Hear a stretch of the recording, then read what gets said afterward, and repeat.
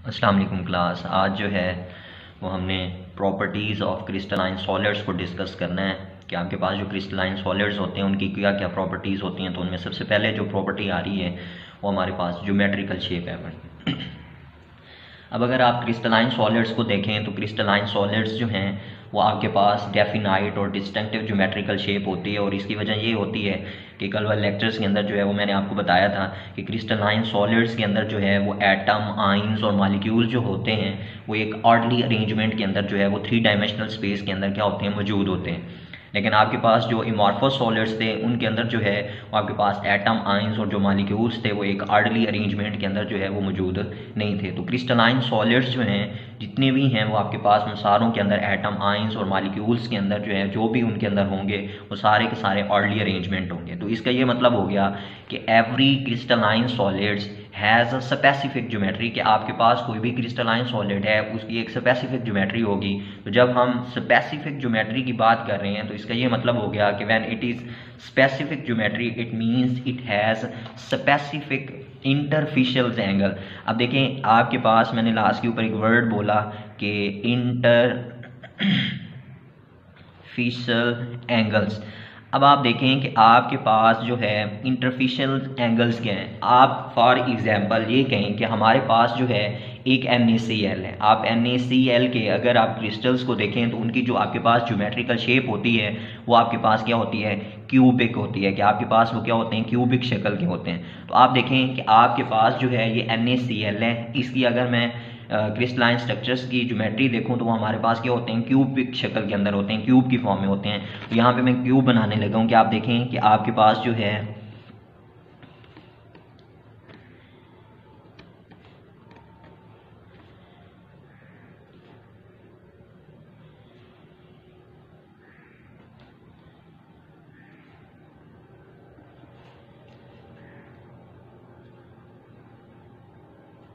ये आपके पास जो है वो एक क्यूब बन गया है। आप देखेंगे NaCl जो है इसके जितने भी स्ट्रक्चर क्रिस्टल्स होंगे उनकी जो शेप होगी, ज्योमेट्रिकल शेप होगी, वो आपके पास क्या होगी, क्यूबिक होगी। अब अगर आप इसी क्यूबिक को गौर से देखें तो आपके पास जो है इसके अंदर 3 एक्सिस हैं पड़े। आप देखें एक एक्सिस आपके पास जो है ये वाला है, इनको आप क्या कहते हो, एक्स एक्सिस कहते हो। उसके बाद देखें आपके पास एक जो है ये एक्सिस इस तरीके से आ रहा है और दूसरा एक्सिस जो है वो आपके पास जो है यहाँ से यूं आ रहा है। आप देखें ये आपके पास जो है इसके अंदर जो है वो 3 एक्सिस हैं। ये आपके पास एक्स एक्सिस था, ये आपके पास क्या है, वाई एक्सिस है, ये आपके पास क्या है, बड़ा जेड एक्सिस है। अब आप देखें कि आपके पास जो है इस एक्सिस के ऊपर ये जो आपके पास edge length of X axis है कि यहाँ से लेके इस पॉइंट तक ये जो आपके पास लेंथ बन रही है इसको हम डोनेट करते हैं ए के साथ। फिर उसके बाद देखें यहाँ से आपके पास इस वाई, आपके पास जो है वाई एक्सिस के ऊपर जो एज लेंथ है पड़ी उसको आप क्या करते हो, बी से रिप्रेजेंट करते हो। और जो आपके पास जेड एक्सिस की लेंथ है इसको आप क्या करते हो, सी से रिप्रेजेंट करते हो। तो ये आपके पास जो है इनको आपकी लेंथ ने ए, बी और सी के साथ हर एक्सिस की आपने क्या की हैं, शो की हैं। अब आप देखें कि आपके पास जो है ये 3 लेंथ है, इसी तरीके से यहाँ पे आपके पास जो है वो 3 एंगल्स भी हैं पड़े। अब एंगल्स आपके पास क्या हैं पड़े कि आप देखें कि angle between the length B, आपके पास देखें ये बी लेंथ है, ये आपके पास यहाँ से यहाँ तक जा रही है। फिर दूसरी आपके पास लेंथ ये है कि यहाँ से एक्स जेड एक्सिस के ऊपर जो है वो सी लेंथ है। जब भी आपके पास जो है एंगल हो रहा होगा बिटवीन 2 लेंथ्स, अब जैसे कि आपके पास एक बी लेंथ है एक सी लेंथ है, इन दोनों लेंथ के दरमियान जो आपके पास एंगल है पड़ा उसी को आप क्या कहते हो, इंट्राफिशियल एंगल्स कहते हो। अब देखो आपके पास बी और सी है, इसके दरमियान यहाँ पे जो एंगल्स होता है उस एंगल्स को हम क्या कहते हैं, अल्फा एंगल्स कहते हैं। फिर उसके बाद देखें आपके पास जो है दूसरा एंगल जो बन रहा है वो आपके पास सी और ए के दरमियान जो है वो आपके पास क्या आ रहा है, बीटा आ रहा है इस तरीके से। और फिर आपके पास जो है वो थर्ड एंगल जो बन रहा है वो ए और बी के दरमियान आ रहा है, तो इसको आप क्या कहते हो, गैमा एंगल्स कहते हो। तो ये जो आपके पास लेंथ, 2 लेंथ के दरमियान एंगल बन रहा है इसी को आप क्या कहते हो, इंट्राफिशियल एंगल्स कहते हो। इसको आप क्या बुलाते हो, इंट्राफिशियल एंगल्स बुलाते हो।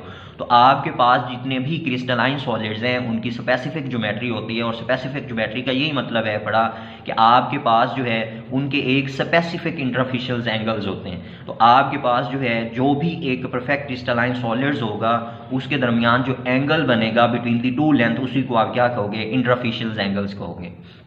अब आप देखें कि आपके पास ये जो इंटरफिशियल एंगल्स हैं पड़े, आपके पास कोई भी एक क्रिस्टल्स था, ठीक है, आप उसके अंदर जो है इंटरफिशियल एंगल्स है पड़ा, आप उसकी सरफेस से उसको क्या करना चाह रहे हो, इंटरसेक्ट करना चाह रहे हो, तो आपके पास जो है वो एंगल जो है वो चेंज नहीं होंगे। आप देखें जैसे मैंने आपको एग्जांपल समझाई कि NaCl है, ये आपके पास जो है क्रिस्टल्स की फॉर्म में है तो क्यूब है। अगर आप इसी NaCl को फाइन पाउडर के अंदर भी क्या कर दो, कन्वर्ट कर दो कि आपके पास जो है उसका आपने पाउडर बना लिया है, तो तब भी आपके पास जो है इसकी जो आपके पास शेप होगी वो आपके पास क्या होगी, क्यूबिक शेप होगी।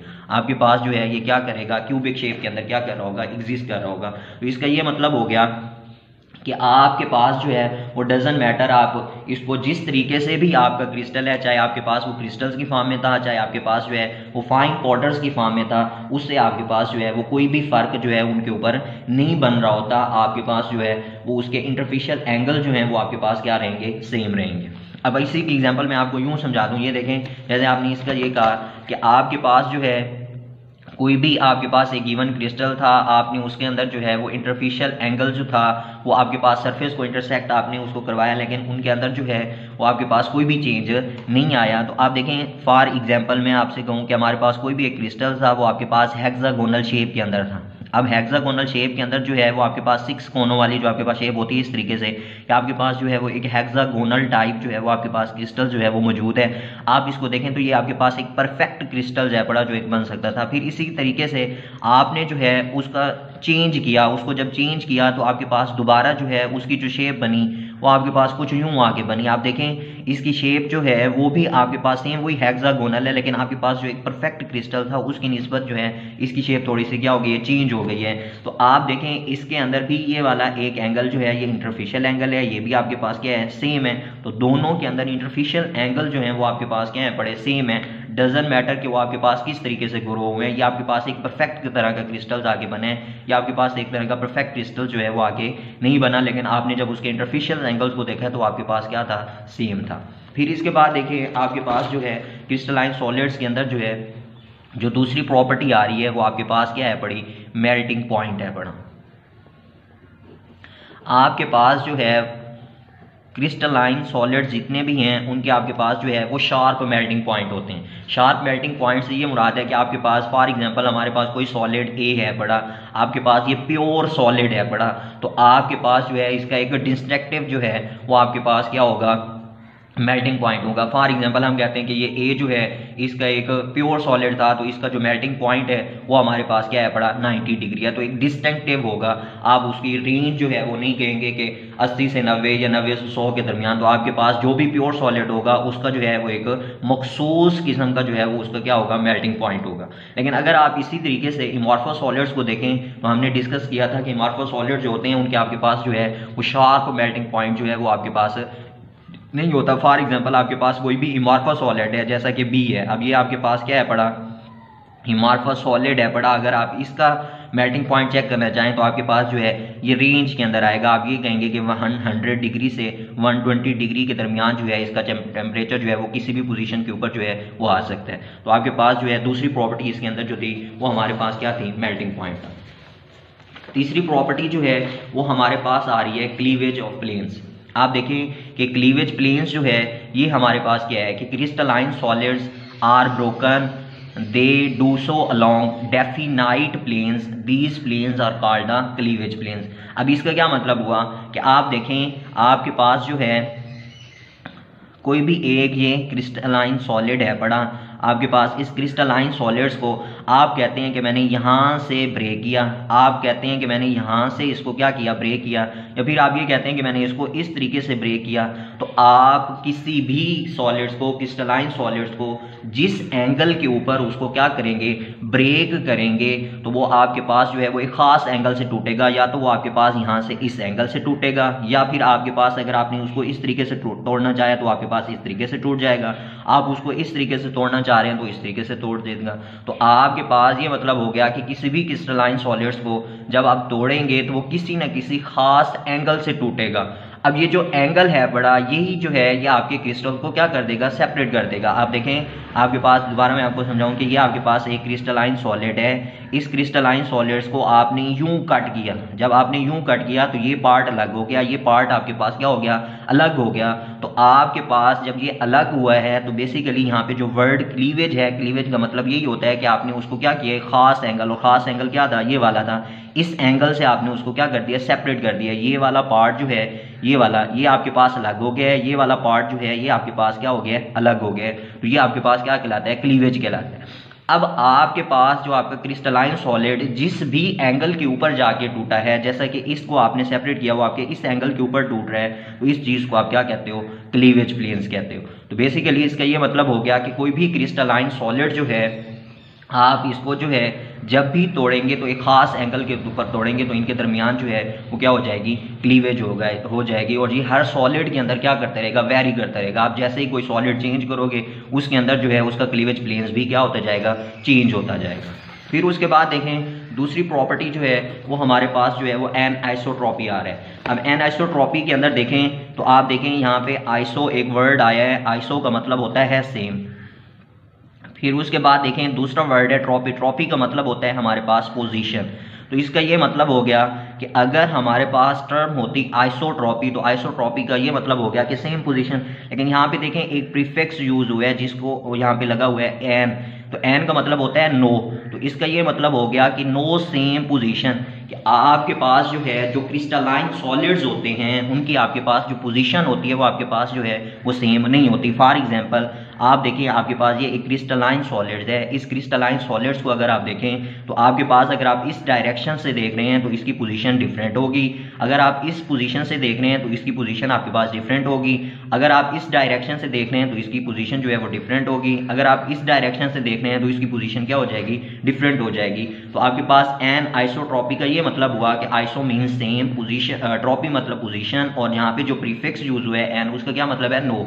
तो आपके पास एन आइसोट्रॉपी का ये मतलब हो गया कि नो सेम पोजीशन। तो जितने भी क्रिस्टलाइन सॉलिड्स हैं उनकी आपके पास पोजीशन जो होती है वो आपके पास सेम नहीं होती। तो अगर आप एनिसोट्रॉपी को डिफाइन करना चाहें तो इसका ये मतलब है कि crystals show variation in physical properties depending upon the direction, कि आपके पास ये देखें इस डायरेक्शन के अंदर इसकी पोजीशन डिफरेंट है, इस डायरेक्शन के अंदर इसकी पोजीशन डिफरेंट है, इस डायरेक्शन की तरफ इसकी पोजीशन डिफरेंट है बड़ी।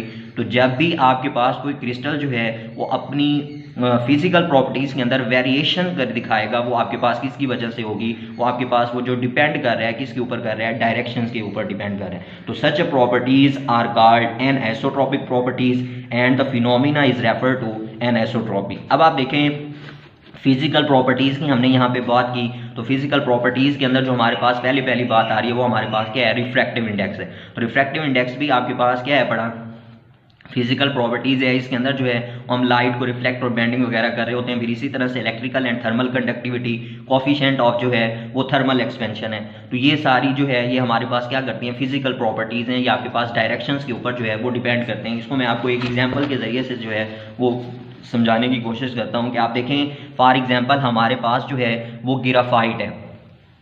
आप देखें ग्राफाइट के केस में आपके पास जो है वो कार्बन्स जो हैं वो लेयर्स की फॉर्म में जो है यूँ मौजूद होती हैं। आपके पास जो है वो ग्राफाइट है, इस ग्राफाइट के अंदर जो है यूँ लेयर्स जो हैं वो आपके पास मौजूद हैं। आपके पास जब ये लेयर्स मौजूद हैं तो इनके अंदर जो है वो आपके पास जो है फ्री इलेक्ट्रॉन्स मौजूद हैं। अब फ्री इलेक्ट्रॉन्स जो हैं लेयर्स की आप डायरेक्शन देखें वो आपके पास कुछ यूं जा रही है। आपने इसको क्या किया है, एक बैटरी के साथ जो है वो कनेक्ट कर दिया। आप देखें बैटरी के साथ जब आपने कनेक्ट किया है तो आपने बैटरी का एक सिरा इस पोजीशंस के ऊपर लगाया है और दूसरा जो है वो आपने इस पोजीशंस के ज़रिए लगाया है। तो आप देखें यहाँ से आपके पास जो है वो करंट पास आउट नहीं होगा। अब करंट पास आउट क्यों नहीं होगा, क्योंकि आपने क्या किया है, परपेंडिकुलर डायरेक्शन जो है वो यूज़ किया है। आप देखें आपके जो इलेक्ट्रॉन्स हैं वो मूव ये कर रहे हैं कि यहाँ से इस पोजीशन से इस पोजीशंस की तरफ क्या कर रहे हैं, वो मूव ऑन कर रहे हैं। लेकिन आपने जो अपनी बैटरी की जो तारें हैं वो यहाँ इस पोजीशंस के ऊपर कनेक्ट की हैं, तो इस पोजीशन से तो आपके पास कोई भी इलेक्ट्रॉन्स नहीं आ रहे, फ्री इलेक्ट्रॉन्स मौजूद ही नहीं है, तो आपके पास यहाँ से करंट पास आउट नहीं होगा। तो आपके पास देखिए ये एक ही क्रिस्टलाइन सॉलिड है, जब इस डायरेक्शन से आपने किया है तो आपके पास यहाँ पे करंट नहीं मूव ऑन हुआ परपेंडिकुलर डायरेक्शंस। लेकिन अगर आप इसको क्या करने पैरेलल डायरेक्शंस, आप देखें ये दोबारा मैं यहाँ पे ड्रा करने लगा हूँ कि आपके पास जो है ये वही एक ग्राफाइट था, उसके अंदर जो है वो लेयर्स यहाँ पे मौजूद हैं, इन लेयर्स के अंदर क्या है फ्री इलेक्ट्रॉन्स जो हैं वो मौजूद हैं। अब देखें मैंने यहाँ पे जो बैटरी को कनेक्ट किया है वो मैंने पैरेलल वे में किया है कि आपके पास जो है इस तरीके से। अब आप देखें कि आपके इलेक्ट्रॉन्स जो फ्री हैं पड़े वो इसी पोजीशन से इस पोजीशंस की तरफ क्या कर रहे थे मूव ऑन कर रहे थे। तो जब ये मूव ऑन करेंगे तो यहाँ पे आपके पास जो है क्या एक तार कनेक्टेड है, यहाँ से आपके पास जो है वो करंट क्या हो जाएगा पास आउट हो जाएगा।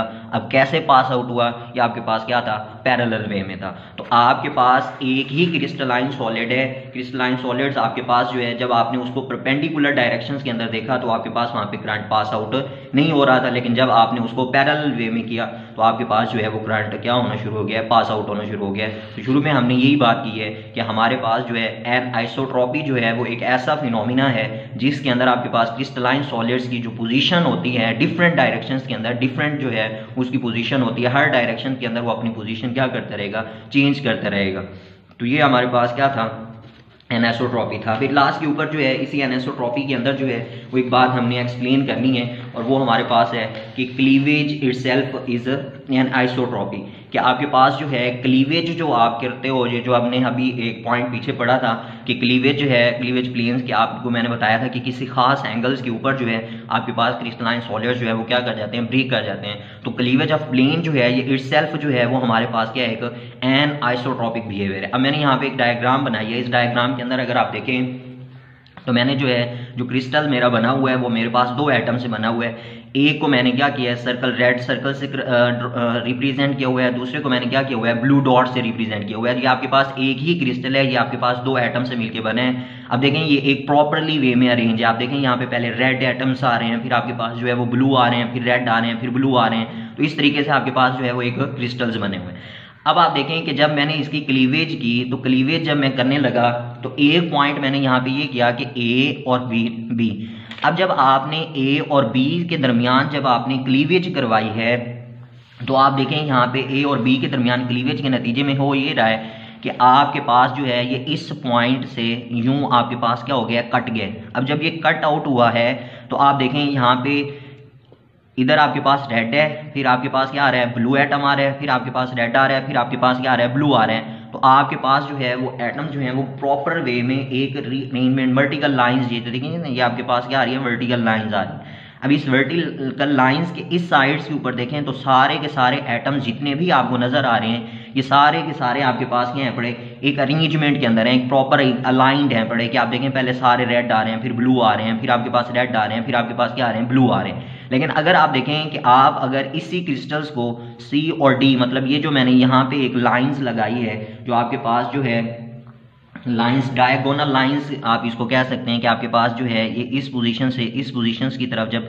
किया है तो आप देखें इस पोजीशन में ऊपर वाले छोड़ के नीचे वाली साइड्स को देखें या ऊपर वालों को देखें तो इधर पहले ब्लू है, फिर आपके पास क्या आ रहा है रेड आ रहा है, फिर ब्लू आ रहा है, फिर आपके पास क्या आ रहा है रेड आ रहा है। लेकिन जब आपने इसको यहाँ से कट आउट किया था तो ये आपके पास इस तरीके से नहीं था। तो आपके पास ये बात हो गई कि ऑल एटम्स आर अलाइन, कि आपके पास जो है इस पोजीशंस के अंदर जो है सारे के सारे एटम्स आपके पास क्या है पड़े अलाइंड है पड़े, अल्टरनेट पोजीशंस के अंदर क्या है पड़े वो मौजूद हैं। तो जब ये अल्टरनेट पोजीशंस के अंदर मौजूद हैं तो आप देखें इनकी डायरेक्शंस क्या हो रही है चेंज हो रही है। तो डायरेक्शन जब ये चेंज करेंगे तो ये आपके पास इनकी अरेंजमेंट जो होगी वो हमने जो अभी पीछे डिस्कस किया था कि आपके पास जो है एनिसोट्रॉपी जो है वो आपके पास उनकी पोजीशन क्या हो जाती है डिफरेंट हो जाती है। तो यहाँ पे भी आपके पास इनकी पोजीशन क्या होती जाएगी डिफरेंट होती जाएगी। जब आप इस साइड से देखेंगे तो इनकी जो है वो आपके पास डिफरेंट प्रॉपर्टीज होंगी, लेकिन जब आप इसको डायगोनल लाइन जो सी और डी के दरमियान इस साइड से देखेंगे या इस साइड से देखेंगे तो आपके पास जो है वो पहले ब्लू आ रहा है फिर रेड आ रहा है। तो जब ये इस तरीके से आएंगे तो इनकी डायरेक्शन जो है वो आपके पास क्या हो जाएगी चेंज हो जाएगी।